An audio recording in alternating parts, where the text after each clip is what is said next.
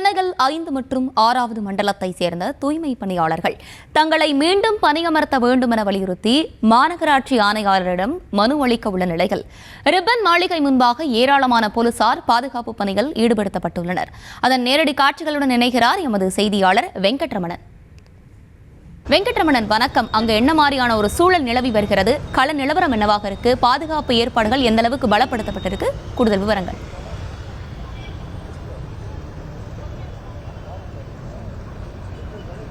வணக்கம். பெருநகர சென்னை மாநகராட்சியின் தலைமை அலுவலகமான ரிப்பன் மாளிகை முன்பாக இன்று காலை கிட்டத்தட்ட 150க்கும் மேற்பட்ட காவலர்கள் கடும் பாதுகாப்பு பணியில் ஈடுபட்டுக் கொண்டிருக்கிறார்கள். இங்கே இருக்கக்கூடிய ஒவ்வொரு நுழைவாயிலுமே காவலர்கள் தடுப்புகள் அமைத்து இங்கே வரக்கூடிய நபர்களை தீவிரமாக சோதனை மேற்கொண்ட பிறகு உள்ளே அனுமதித்திருக்கிறார்கள். இன்றைய தினத்தை பொறுத்தவரைக்கும் மண்டலம் 5 மற்றும் 6ஐ சேர்ந்த தூய்மை பணியாளர்கள் தங்களை மீண்டும் அந்த 2 மண்டலங்களிலேயே பணியமர்த்த வேண்டும், பழைய முறையப்படியே பணியமர்த்த வேண்டும் என ஆணையாளர் குமரகுருபனை சந்தித்து இன்றைய தினம் மனு அளிக்க வருகை இருக்கிறார்கள்.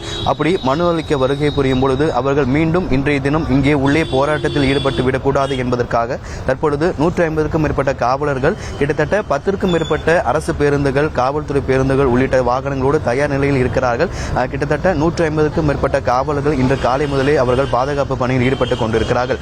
மனு அளித்த பிறகாக அவர்கள் மீண்டும் உள்ளே ரிப்பன் மாளிகை உள்ளே போராட்டத்தில் ஈடுபட்டு விடக்கூடாது என்பதற்காக காவலர்கள் இந்த பாதுகாப்பு பணியில் ஈடுபட்டுக் கொண்டிருக்கிறார்கள். இந்த ரிப்பன் மாளிகை சுற்றி இருக்கக்கூடிய அனைத்து நுழைவாயில்களிலிருந்து வரக்கூடிய இந்த இன்றைய தினம் இங்கே ரிப்பன் மாளிகைக்கு வேலைக்கு வரக்கூடிய நபர்கள் அவர்கள் தீவிரமாக அவர்களிடம் அடையாள அட்டை இருக்கிறதா, எதற்காக இங்கே வருகிறீர்கள் என்று கேட்டறிந்த பிறகுதான் அவர்களை காவல்துறையினர் உள்ளே அனுமதிக்கிறார்கள். ஆகஸ்ட் 1ஆம் தேதியிலிருந்து 13ஆம் தேதி வரை மண்டலம் 5 மற்றும் 6ஐ சேர்ந்த தூய்மை பணியாளர்கள் பணி நிரந்தரம் செய்ய வேண்டும், தனியார் மையத்தை கைவிட வலியுறுத்தி கிட்டத்தட்ட 13 நாட்கள் போராட்டத்தில் ஈடுபட்டனர்.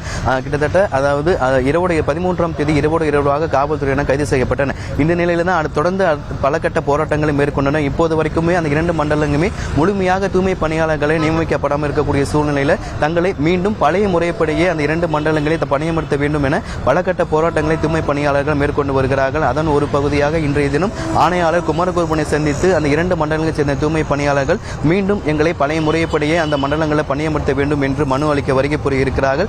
இதன் காரணமாக இன்றைய தினம் ரிப்பன் மாளிகை உள்ளாகவும் வெளியாகவும் 150க்கும் மேற்பட்ட காவலர்கள் தற்பொழுது பாதுகாப்பு பணியில் ஈடுபட்டுக் கொண்டிருக்கிறார்கள். ஒருவேளை அவர்கள் இன்றைய தினம் ரிப்பன் மாளிகை உள்ளே போராட்டத்தில் ஈடுபட முயன்றால் அவர்களை உடனுக்குடன் கைது செய்ய அரசு பேருந்துகளும் ரிப்பன் மாளிகை வெளியே தயார் நிலையில் வைக்கப்பட்டிருக்கிறது. விவரங்களை வழங்கியமைக்கு நன்றி வெங்கட்ரமணன்.